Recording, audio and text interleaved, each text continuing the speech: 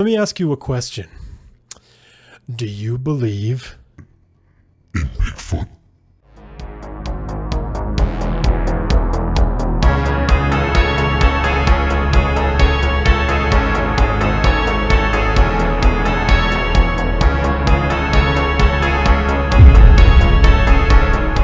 Welcome to another episode of Morbid Message Monday.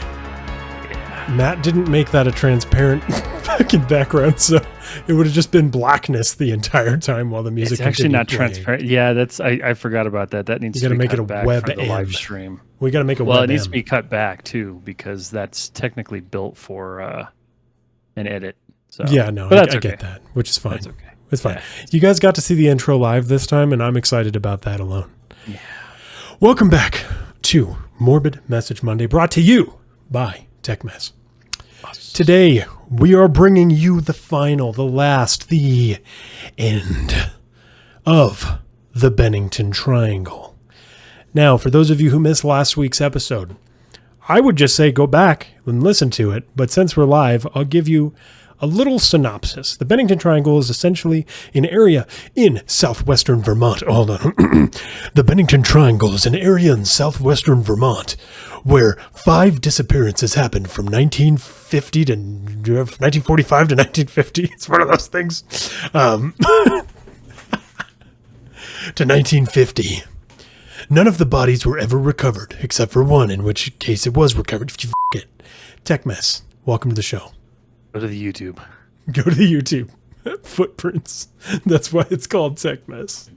Yes, that's exactly why. We live up to the name. So we are going to go with a little bit more of a scripted thing, but I think we're going to also have little like tidbits on top of each other's shit here and there. Yeah. Just for fun, because last episode was like surgically done, but it was super short. It was 10 minutes. It was. I mean, like really the surgical precision that we did the reading and everything was done. I was like, that's really short. The William Shatner voice? No, not doing the Rocket Man. His Rocket Man version. Oh, Oops. man. Oh, man. I put Okay. the wrong link in the chat. Yeah, you Don't did. go to that link. That link's broken. Just delete it. You should step on each other's toes to prove the existence of Bigfoot. I have a bigger foot, so I am Bigfoot in this scenario. All right. Well, in the nature of doing the podcast in a more surgically done way, I'm going to start reading from the script. Yes. We last left the Bennington Triangle with the disappearances that happened within it. Today, we are going to be talking about the more paranormal things that have gone on within. Things like the Bennington Monster, a Bigfoot that's been sighted multiple times within the Glastonbury forest, mysterious figures sighted in the night, a plane crash that left no survivor, and a hiker who shockingly made it out alive. Because this is Morbid Message Monday, a show brought to you by TechMess about the ooky, the spooky, the paranormal, the horrible, and the downright strange things that have happened in the world we inhabit. My name is Jake. And my name is Matt. So without any further ado, let's jump back in for part 2 of the Bennington Triangle. Since the beginning of the 19th century, there have been a ton of sightings of a large creature roaming the woods of Glastonbury. This creature has come to be known as the Bennington Monster. Many eyewitness reports claim that the creature has shockingly similar qualities to that of a sasquatch or a Bigfoot. In fact, according to the BFRO, the Bigfoot Field Researchers Organization, I would love to be a part of that. Let's go. Let's join that. Let's do it. Why are we already in, dude? I think. Why are we not? Pretty sure membership is 100% free. There have been many reported sightings in Vermont over the years. The first Bigfoot sighting was in the early 1800s when a stagecoach full of passengers was forced to stop on a washed-out road. The driver noticed very large footprints in the mud that were far too large to be human. At that moment, a giant creature attacked the stagecoach, knocking it on its side. The passengers still aboard could only see a large pair of eyes before the giant monster roared and ran off into the forest. No one was hurt, but they were all rightfully shaken by what they'd just witnessed. While the stagecoach occurrence was terrifying, the next one didn't end quite as pleasantly. In fact, nearly 100 years later, another Bigfoot-related occurrence about 10 miles northeast of the town of Glastonbury. This one was much more vicious. In 1943, a hunter named Carl Herrick went missing during a hunting trip with his cousin Henry. During that hunt, they became separated. It was at this point that Henry went back to the campsite that they had set up. Carl, however, never returned. When it started to get dark out, Henry called the authorities. After 3 days of searching, they found Carl. Carl's body was found mangled, with his rifle sitting up against a nearby tree. Large, mysterious footprints, skeptics will say bear prints, but I mean, come on, let's chill here, were found around the entire site. The gruesome sight led to an autopsy that had a very interesting outcome. Carl Herrick was squeezed to death. Squeezed to death, people. Tell me.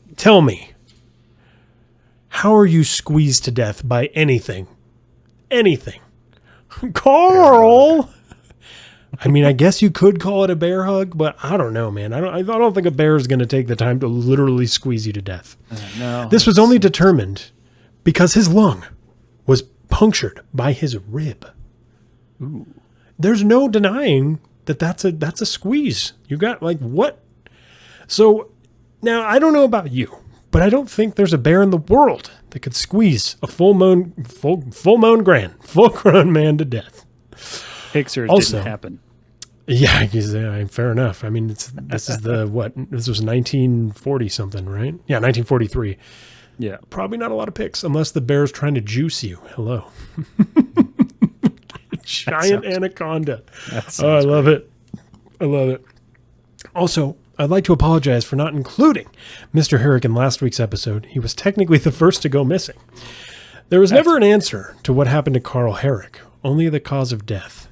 The big squeeze.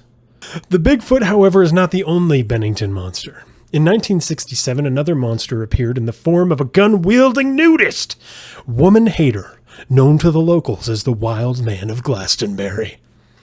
Not much is known of the Wild Man of Glastonbury other than he lived in a cave somewhere within the Triangle and would descend into surrounding towns wearing only his tattered coat to harass women by pulling open his nasty coat to reveal his nude body. He would wave a pistol around to scare off anyone trying to stop him. Thankfully, this seemingly is all he ever did, as eyewitness accounts said that he would scurry off back to the cave after exposing himself. Now, real quick, can you imagine, all right? Obviously, this is scary. The Wild Man of Glastonbury is a scary person. He could be very dangerous, obviously could have shot you. But you live in Glastonbury, okay, which is already like a ghost town. And this asshole comes down from his weird little shit cave and starts exposing himself, waving a gun around everywhere, and then just closes his coat and then runs right back into the mountains. It's like the dollar store version of Logan. Yeah. No one ever found his cave or anything. He's just a dude. He didn't kill anybody. He just flashed them. Didn't kill anybody, and he only flashed women. That's great. Yeah, fantastic. That's, not the only Bigfoot. This in Florida. It could be in Florida. It could very well be in Florida. It's very, very, very possible. Glastonbury went from being a mining and logging town to a tourist town incredibly quickly. This transitional phase was hard on the miners and loggers and the workers in general. Some reported signs of voices in their heads. The urge to kill and other madness. In 1892, a sawmill worker by the name of Henry McDowell succumbed to the urge. McDowell drunkenly attacked and bludgeoned a man to death with a rock after claiming he heard the voices telling him to do so. Real quick. It was... I prefer if he would have said, a sawmill worker by the name of Henry McDowell. You know what I mean? Henry McDowell. Oh, God. Continue, sorry, I couldn't help it. Telling him to do so. He was committed to an asylum for the act, but never escaped and seemingly vanished. He was never found. Only 5 years after that, another murder took place in 1897. Prominent citizen John Harbour went on a hunting trip into Bickford Hollow, just south of Glastonbury. During that trip, he was shot and killed by an unknown assailant. What is strange is that his body seemingly dragged several yards, and even stranger, his fully loaded rifle was propped up next to him. Fully loaded. The question at the scene was why his gun was propped up next to him, and why he was so easily shot with a fully loaded gun of his own. His murder was never solved, and it's very unlikely that it ever will be. Tell me, did they have any info on how he where he was shot? Was he shot in the back? Because you figured they didn't have a lot of info about where. I mean, this was 1897, so they didn't have a big, investigative agency to look into this. Yeah, there's no box and called forensics. Exactly. If you were shot, they're like, well, he was taken down by a pistol. Now he's dead. Bullet. There's a hole. Let's go now. I don't know. Oh, his body was dragged, and now he's. Oh my God, this is a mystery. Well, we don't have time. I got a nice box. Listen, there's a man that just got shot 10 miles away. It's the same exact reason. We got to go get that one. We got to go help him. Oh my gosh. But yeah, no, there was nothing really about the forensics of what happened to this gentleman. But why was his gun propped up next to him? Right. You know what I mean? What? That's very strange. Why wouldn't you if you were going to kill somebody, why wouldn't you take said gun? Why wouldn't you take the gun with you? Well, yeah, but it seemed very like a very staged death, especially because his body was dragged. I mean, there could have been a killer in the woods that nobody knew about. I mean, obviously this is 1897, so it's kind of very Wild Westy, but I mean, obviously not West. It's fucking Vermont, but you know what I mean? I don't know. It was I was maybe it's one of those most dangerous game things. You know what I mean? Okay. Rich guy. Could be. Okay. A rich guy in this case. Okay, I'm not defaming. Like a trophy pose? I'm not defaming homeboy. But in this case, the rich guy was the one who ended up dead by the prey. Interesting. Right? So he let the prey out. The prey somehow got a gun, killed him, put his body up. And I don't know, man. It's in the 1800s. He was a prominent citizen. He was known for his hunting. Bickford Hollow just screams of weird billionaire or millionaire at the time. You know, very well could be. Human hunting. So I don't know. There's nothing about that anywhere. It's all conjecture. So just that is us bullshitting at this point. I think it's not real. Bullshitting. It's a theory. It's a theory. Well, why else was he his loaded rifles there? It could be a trophy post. Theories. That's what's great about these old stories, though, is you can form as many theories as you want because they never figured it out. And there's never going to be a solution. DNA's too old at this point. Very true. One of the stranger possible explanations comes from Native American folklore. There was said to be a boulder at the top of Glastonbury that was known to swallow anyone who came near it. Whole. Some believe that the boulder is actually a sign of cross-dimensional wormhole, and those missing ended up on the other side. While this theory is a lot of fun, and a boulder that could swallow humans whole is even more fun, there is very little evidence to prove that this theory is real. Exists. Yeah. There have also been reported sightings of strange lights, sounds, and odors around the Glastonbury mountain, but all hearsay. And there's no actual proof of these things happening, which brings us to the next story. Now, before we get into this next story, I do want to kind of jump back to the Native American rock that eats people. The boulder that eats people? Yes, listen, man. That sounds like a B movie. Listen, man. There are 5 mysterious disappearances. We can't forget about this. Right. Most of which happened within this Glastonbury mountain range. Okay. It's possible Paula Jean Weldon went into a wormhole, my guy, and now she's in another dimension. You know what I mean? A hellmouth, absolutely. Yeah. I mean, I don't want to discount it. Right? I mean, I don't know if I believe that I don't think the rock eats people, but a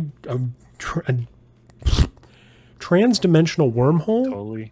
Totally possible. I could see it. And why, there's Native American folklore on this. They're not just going to be like, yeah, I'm feeling creative today. Let's talk about a rock that eats people. You know what I mean? I don't know. There's something about it. It could be very alien in nature.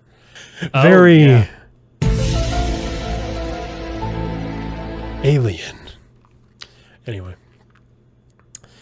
So this next story is of the man who went on a daring trip into the Bennington Triangle and made it out alive. In 2008, I know, right? In 2008, a college music composition teacher, Robert Singley, set out on a hike off Harbour Road in Woodford Hollow, the exact place where 62 years earlier, Paula Jean Weldon was last seen. He needed to clear his mind as he was working on a string quartet at the time, and the fresh mountain air brought him the inspiration he often needed to complete his compositions. Singley made it to the top of Bald Mountain, where he stopped, had a nice lunch, and took in the scenery. He walked a short distance up the ridgeline toward North Glastonbury, but decided to turn back and check out the white rocks to the west of him, and make his way back to his car. He walked about 4 or 5 miles when suddenly a fog rolled in. It was also now getting dark. Singley was wearing heavy boots, long shorts, a long-sleeved shirt with a wool sweater, a winter hat, and mittens. So he was prepared for some sort of, event to happen. Yeah, like a winter storm, if say it came. Then it began to rain. He's got those mittens. Yeah, those mittens, life-saving mittens, man. Then it began to rain. Singley, who is an experienced hiker, tried to remain calm. He reached into his backpack to pull out his headlamp. He pressed the button, hoping its bright beam would illuminate the forest around him. Well, that didn't happen. His headlamp had broken. He had no compass, GPS, no map, not even a watch on him. Singley, for all intents and purposes, was lost. After spending some time aimlessly searching for the trail, Singley found shelter under a large maple tree. He recalls the night. I was kind of like drawn to it in the night. It was really expelling a weird sort of, a weird haunting energy, whatever that means. At this point, Singley was focused on one thing, staying calm. He attempted to get some rest under the haunting tree, but he was too cold and, too wet to sleep. His next goal was to build a fire. This goal was almost dashed when instead of finding wood, he stumbled upon several large animal bones instead. He finally found some dry birch after searching for some time. Singley started a fire using the dry birch, matches, and a couple pages from his composition notebook. Singley recalls the night as being eerily quiet. He sat with the fire. The fog calmed down, but not entirely, and the rain began to subside. He thought about his fiancée and how she was likely worried about him. In fact, at this point, she'd already called the police and a search party was started. The search, however, was suspended till morning due to dark and foggy conditions. He thought to himself, the sun would come up eventually and then he would find his way back. Once the morning light hit and the fog subsided, Singley, who was disoriented from the previous night, began the trek back to his car. He continued on for about 4 miles when he finally came across a wilderness sign. The sign read, Goddard Shelter. So Goddard Shelter was nearly to the peak of Glastonbury Mountain. Singley was shocked.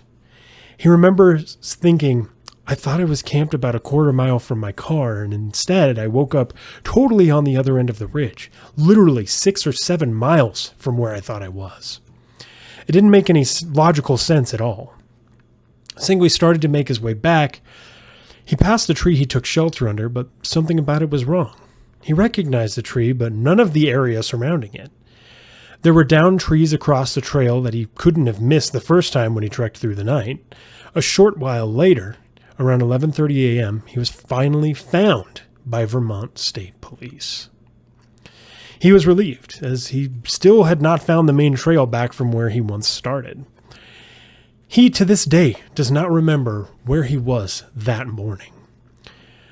He quote, right before I lost the trail, everything like crescendoed into this weird sort of dizzying confusion.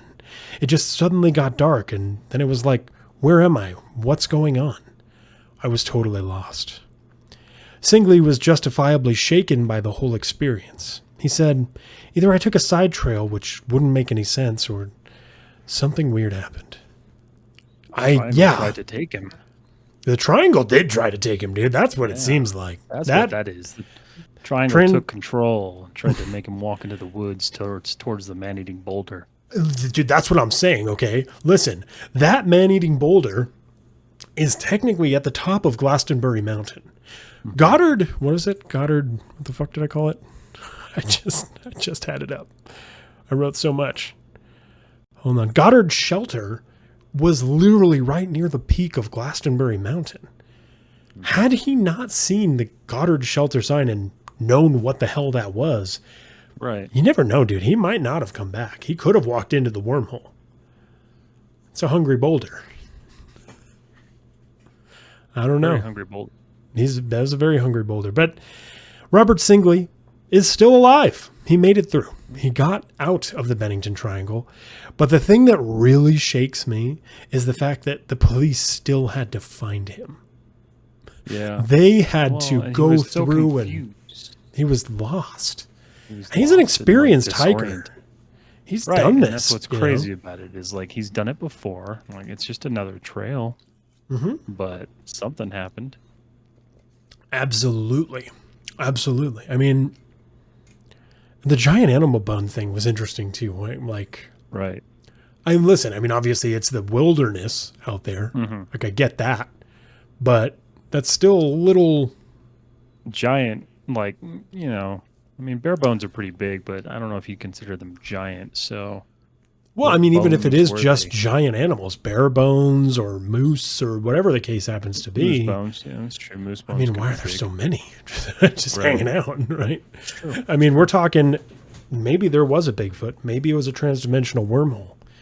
What I know is that we know nothing about what awaits. What awaits at the top of Glastonbury Mountain? Now, Robert Singley was a success story. He had braved the Bennington Triangle and had made it out alive, even after taking the exact same trail that Paula Jean Weldon took 62 years prior. Sorry, it was a typo. Paula Jean Weldon took 62 years prior. Our final story of the night ends in tragedy.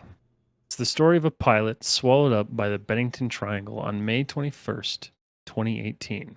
Pretty recently. Yeah, not bad. Not too far away. Yeah. A plane crashed into Woodford. The pilot, Ramsey Samson, Ah-nee, I think. Still confused on how that name works. Yeah, Ah-nee. I think it's Ah-nee. Ah-nee. Was recovered the following day in the woods of the Bald Mountain in Woodford. The same Bald Mountain that Robert Singley got lost in a decade prior.